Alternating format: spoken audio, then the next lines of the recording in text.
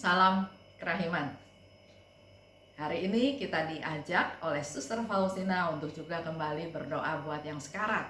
Setiap saat ada yang sekarat. Apakah di rumah sakit, apakah di rumahnya, apakah di tengah hutan, apakah di mana aja mungkin bisa terjadi. Yang kita nggak tahu. Mungkin di jalanan yang kecelakaan, mungkin dia sendirian di rumah. Karena pernah ada satu cerita ya, mamahnya tinggal satu kompleks dengan anaknya. Tapi karena anaknya sudah berkeluarga, maka mereka punya rumah masing-masing. Hanya berdekatan. Nah, anak ini seminggu sekali nengok mamahnya. Hal itu rutin. Tapi anehnya, beberapa waktu yang lalu hal itu tidak dilakukan oleh anaknya. Sampai suatu hari ada tetangga dari rumah si mamah ini merasa ada bau yang menyengat ya, bau busuk. Akhirnya kasih tahulah ke anaknya. Anaknya datang dan ternyata mamahnya udah meninggal. Sendirian. Kita juga nggak tahu bagaimana dia proses sekarat, proses meninggalnya ya, tapi sudah meninggal. Itu yang kejadian nyata. Oleh sebab itu, kembali lagi saya mau ajak Bapak Ibu untuk berdoa buat yang sekarat dimanapun mereka berada. Dan hari ini Suster Faustina mengajak kita untuk membaca dari 971. Itu terjadi pada tanggal 19 Februari 1937. Kontak dengan orang yang menghadapi ajal. Bisa punya relasi dengan orang yang menghadapi ajal, ini adalah suatu karunia. Mungkin kita tahu juga seperti Maria Sima ya, cerita Maria Sima di mana dia juga tahu saat-saat orang sedang sekarat, bahkan dia punya komunikasi dengan orang-orang atau jiwa-jiwa yang sudah meninggal. Mereka minta doa kepadaku, itu yang dikatakan oleh Suster Faustina ya. Dan aku dapat berdoa karena Tuhan memberikan padaku roh doa yang luar biasa. Kalau kita lagi diam aja, nggak bergerak juga ya, mungkin berdoa untuk yang sekarat. Tapi di sini Suster Faustina katakan dia ada kontak dengan orang yang menghadapi ajal. Dan Suster Faustina berterima kasih kepada Tuhan karena Tuhan memberikan roh doa yang luar biasa. Kita doa dari mulut, doa dalam hati, doa hanya di permukaan, doa dengan kesungguhan, itu semua berbeda hasilnya. Di sini Suster Faustina mau katakan bahwa dia punya roh doa yang luar biasa. Sharing ya. Ada seorang ibu pendoa. Dia katakan pada saya, Esther, saya juga sering berdoa buat mereka-mereka yang sedang sekarat.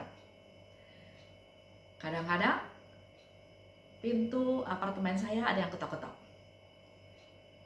Saya tahu kalau seperti itu pasti ada yang sedang minta didoakan. Dan dia berdoa. Karena seperti itu, maka makin lama dia makin peka. Jadi dia mendengar suara yang halus aja juga dia mulai berdoa. Buat siapa? Nggak tahu, tapi dia berdoa untuk mereka yang membutuhkan doa. Ada satu ibu lagi cerita. Bu Esther, saya juga aneh. Sepertinya saya dapat karunia berdoa. Karena kalau saya mendoakan orang, biasanya orang itu menjadi sembuh. Atau berdoa untuk pertobatan seseorang, orang itu menjadi bertobat dan menerima Tuhan. Saya bilang, wah luar biasa. Berarti kamu diberi rahmat oleh Tuhan, karunia oleh Tuhan untuk berdoa. Tapi terus dia juga jadinya takut. Karena loh kok makin banyak orang yang cari dia untuk berdoa, diminta didoakan. Ada yang minta didoakan untuk saudaranya, untuk keluarganya, untuk temannya. Jadi dia merasa takut sendiri.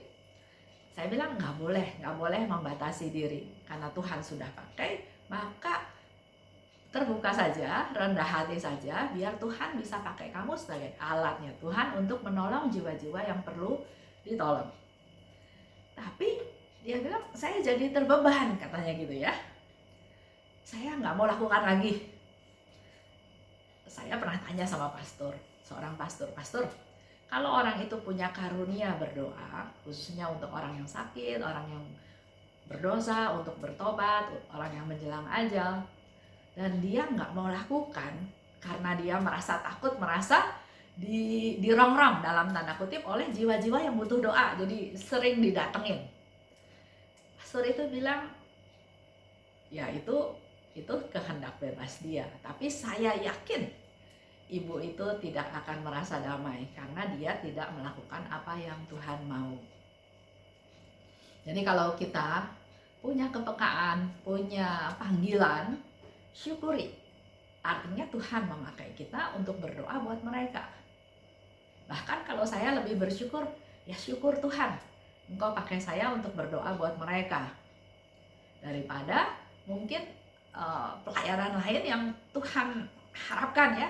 Contohnya kalau dulu waktu saya masih aktif di karismatik, saya begitu hebat melihat orang-orang yang luar biasa bisa mengusir setan, bisa mengusir roh jahat. Saya sampai bilang sama Tuhan, "Tuhan, hebat juga ya itu orang, bisa mengusir roh-roh jahat sehingga orang-orang yang kesurupan itu bisa ditolong, bisa disadarkan kembali." Karena pernah satu kali di satu pesta pernikahan, saya juga nggak tahu tahun berapa, udah lama sekali, tiba-tiba ada orang yang kesurupan. Dan saya tergerak mau berdoa buat orang yang kesurupan tersebut. Saya berdoa, doa biasa ya, karena saya tidak bisa berbahasa roh, jadi saya berdoa biasa, akhirnya orang itu dibawa ke belakang. Cuma dalam hati, waduh, kalau saya bisa berdoa seperti hamba Tuhan itu, bisa mengusir roh jahat sehingga orang ini bisa sembuh dari kesurupan, alangkah baiknya buat orang ini. Tapi saya nggak punya karunia itu. Sambil berjalan sekarang, saya justru bersyukur karena pertama Tuhan nggak kasih saya talenta kepekaan seperti itu. Talenta untuk mengusir roh jahat, talenta untuk mengatasi orang-orang kesurupan. Karena sebetulnya akhirnya saya tahu Tuhan punya rencana untuk kita masing-masing berbeda-beda. Kita nggak bisa pilih. Yang kita bisa lakukan hanya kita menanggapi panggilan itu atau kita menolaknya. Tapi tadi seperti pastor bilang, kalau orang itu menolaknya, bisa saja, tapi dia pasti tidak akan merasakan damai. Dan ingat juga yang Tuhan pernah bilang, "Aku akan memberi, tapi kalau nggak dipakai, nggak dimanfaatkan, maka apa yang dia punya pun akan aku ambil." Nah, itu sedikit cerita ya, agak menyimpang. Dilanjutkan, "Aku terus-menerus bersatu dengan Dia dan aku sadar sepenuhnya bahwa aku hidup untuk membawa jiwa-jiwa kepada kerahiman-Mu, oh Tuhan." Suster Faustina katakan, "Aku terus-menerus bersatu dengan Tuhan." Dan dia sadar sepenuhnya bahwa Suster Faustina hidup adalah untuk membawa jiwa-jiwa kepada kerahiman Tuhan. Nah, semoga hal ini juga menjadi satu kesadaran buat si ibu tadi yang berusaha menolak ya. Karena saya pernah dengar juga cerita dari seorang hamba Tuhan yang senior. Dia katakan begini pada saya, "Esther, kalau kita sering berdoa buat mereka yang sudah meninggal, kita membantu jiwa-jiwa itu untuk diproses lebih cepat. Tapi jangan lupa, sekaligus jiwa-jiwa lain juga akan melihat bahwa ini pendoa, saya butuh dia, saya mau dia juga berdoa untuk saya, menolong saya karena saya sudah tidak bisa apa-apa lagi di purgatorium tersebut." Pernah cerita juga satu pastor, saya ngobrol sama satu pastor, saya bilang, "Jendela kamar saya diketok-ketok, Romo, tadi malam, pagi, subuh. Saya lihat jendela nggak ada apa-apa. Saya tidur lagi, tapi ketok-ketok itu makin keras. Saya buka lagi gordennya juga nggak ada apa-apa." Terus Romo itu dengan enteng jawab begini, pagi hari ya, waktu kita makan pagi, dia jawab begini, "Bu Esther, tahu nggak? Dia minta bantuan Ibu Esther untuk mendoakan dia. Tapi karena Ibu Esther nggak peka, cuma buka horden, nggak ada siapa-siapa, terus tidur lagi, sedangkan dia butuh didoakan, ya dia ketok-ketok lagi." Tujuannya bukan mau bikin kamu susah. Tujuannya adalah supaya kamu tahu bahwa ada yang minta tolong. Dan kalau kita bereaksi positif, kita menolong dia, kita mendoakan dia, mungkin sudah tidak ada ketok-ketokan lagi. Dari situ saya sadar bahwa oh ya, banyak hal yang membutuhkan kita. Dan modal kita cuma satu, peduli dan berdoa. Dengan berdoa buat mereka, mereka sudah dibantu, sudah ditolong, dan akhirnya mereka bisa pulang dengan damai. Dalam hal ini, tidak ada pengorbanan yang tidak ada artinya. Ini kembali lagi ditekankan pada Suster Faustina buat kita semua, tidak ada pengorbanan yang tidak ada artinya. Setiap penderitaan, setiap perbuatan baik kita, setiap doa kita, semuanya ada gunanya. Jadi jangan pernah merasa sia-sia, jangan pernah merasa bosan.